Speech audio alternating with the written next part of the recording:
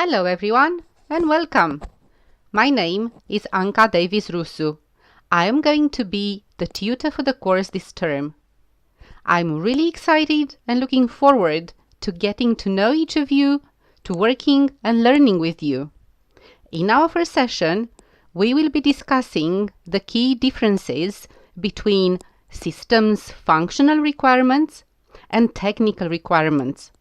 We will also pinpoint methodologies for gathering these requirements. To start with, let's put this subject in the wider context of information systems. The way we do business has fundamentally changed. Organizations are challenged to deliver a profitable promise to customers who are demanding the move to digital by default and mobile first. Information systems are fundamental to provide market differentiation and competitive advantage. Each of these information systems has a particular purpose or focus, and each has a life of its own. This life of its own concept is called the Systems Development Life Cycle, or shortly SDLC. A typical system development life cycle consists of 6 phases. 1. Planning. 2. Analysis. 3. Design. 4. Development. 5. Implementation. 6. Maintenance, support, and continuous improvement. We are focusing on the systems analysis phase, which involves gathering functional and technical requirements for the system. Learning objectives. By the end of this session, you should be able to classify requirements correctly in terms of functional requirements and technical requirements. Also, to describe standard methodologies for gathering requirements, and you should be able to identify high-level functional requirements and technical requirements. Functional requirements define the functions of a system. Typically, there are 2 types of functional requirements: process-oriented, that describe what the system does, and information-oriented, that describe what information the system needs to know about. To better understand what this means, let's look at a practical example. I have chosen a mobile messaging app that is popular and free with over 1.2 billion users worldwide. It is owned by Facebook and it has been in the news a lot lately. I am sure you have guessed by now, I am talking about WhatsApp. Let's identify some of the simple process-oriented requirements. For example, the system must allow users to register and manage their account, must send and receive messages and calls, also should allow users to view the status of a chat, for example, sent, received, or read. How about information-oriented requirements? WhatsApp as a system must retain user settings, for example, notification preferences, must retain messages and calls history, of course, until deleted by the user. These are just a few of the very simple requirements that apply to WhatsApp in terms of process-oriented requirements and information-oriented requirements. Technical requirements describe a variety of technical characteristics of a system, and it typically covers 4 aspects. Number 1, operational requirements. Number 2, performance, for example, system availability, speed, capacity, reliability. Number 3, security of the system. And number 4, locality-based requirements, for example, cultural, political, and legal aspects. To better understand technical requirements, let's look at our example, WhatsApp. Operational requirements. The mobile version must run on the following mobile devices: iPhone, Android, and Windows. The desktop version must run on all web browsers, both on Windows and Apple Macs. Performance requirements. WhatsApp must be available for use 24/7 all year round. This is normally measured as a percentage. The system must connect a call in less than 5 seconds. How about security requirements? Messages and calls must be secured with end-to-end encryption so that neither WhatsApp nor third parties can read or listen to the content. Locality-based requirements. The system must be available in multiple languages, including Chinese.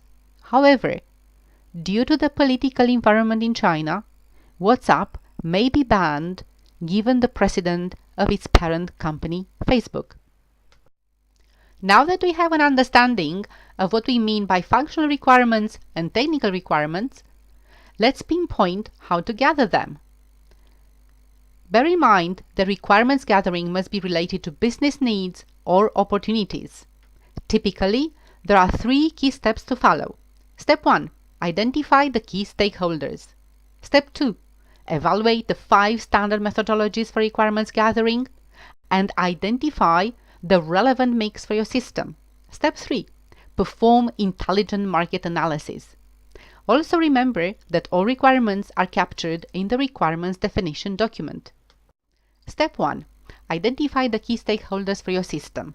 In most organizations, this includes management sponsor, normally a member of your company's leadership team, the budget holder, a commercial head, product owner, or IT lead, the customer, represented typically by marketing and sales, legal, to ensure end-to-end systems compliance, both internal and external, and the IT function.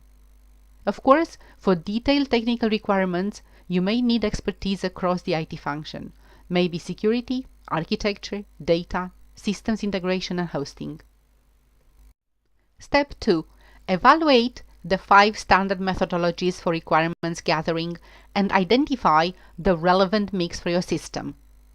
Remember, each methodology has its own strengths and weaknesses. Across industry sectors, there is no single methodology that is used in isolation. A relevant blend must be identified for each system. Here are the 5 standard methodologies for requirements gathering: interviews, questionnaires or surveys, joint application development, observation, and document analysis. Let's have an overview of each of the 5 standard methodologies. Number 1. Interviews with key stakeholders, users, and subject matter experts using group workshops or one-to-one sessions. This gives flexible and personalized feedback, but it can be time-consuming to prepare and to run. Number 2.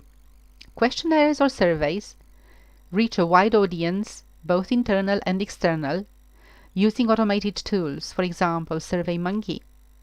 Gives anonymous feedback and it is quick to set up, but practice shows a low response rate. Number 3. Joint application development. This is an extensive and structured group process that involves the end users, provides real-time analysis, validation, and decision-making, but it is intensive and costly. Number 4. Observation while tasks are being performed. Gives detailed and deep understanding, but can be subjective. Document analysis proves effective for technical requirements, but can be unreliable for functional requirements. Step 3. Perform intelligent market analysis to position your system in the market and to answer fundamental questions. For example, who are your customers? Who are your competitors? Why is your system better? How can your system benefit from disruptive technologies like the Internet of Things, artificial intelligence, augmented reality? And remember, all internal systems contribute to your customer-facing business. To summarize, during this session, we discussed about functional requirements that define what the system does across processes and information, and technical requirements that describe system qualities across operational aspects, performance, security, and locality-based aspects. Also, we pinpointed methodologies for gathering requirements. Those are interviews, questionnaires or surveys, joint application development, observation, and document analysis, all aided by intelligent market analysis. To cement today's learnings, I would like to ask you to choose 3 systems, something that you use, something that you like, or maybe something totally new. For each system, please identify 3 functional requirements and 3 technical requirements. Get them all ready to share in the follow-up workshop. Please reach out anytime if you have any questions. Thank you!